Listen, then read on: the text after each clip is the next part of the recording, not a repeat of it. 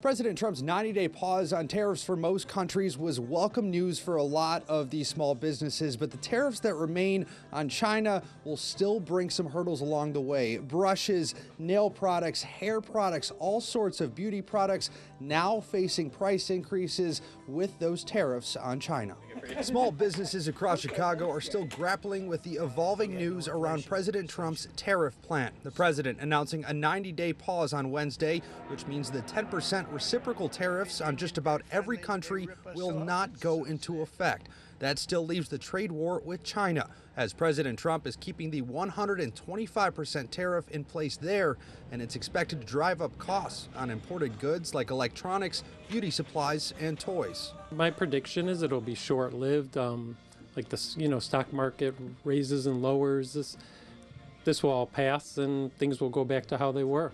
Michael Gordon runs Bravco Beauty on the near north side. It's a family business that's been around for 50 years. Despite the expected rising cost on many of his imported products, Gordon says he won't make customers pay the price. That was always my dad's motto, the customer comes first. So our prices will remain the same, and we'll just have to take a little bit of a hit for a while. Some other small businesses simply can't afford to do that. Ann Kinsley is opening up her 5th toy store in Chicago. This one set to open Saturday in Hyde Park. But with so much of her inventory imported from China, she says she'll be left with no choice but to raise her prices.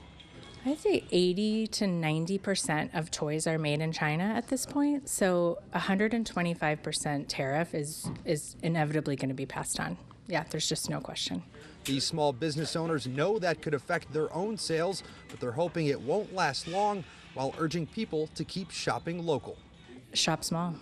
Support your local businesses that feed back into your community, and without our community's help, we would have never made it through COVID, and we won't make it through this either. So Bravco here, like they said, will continue to eat up that cost and is not pushing it onto the customer for now. That's what we're hearing from a lot of small businesses. They're going to try to hang on and see how long this plays out.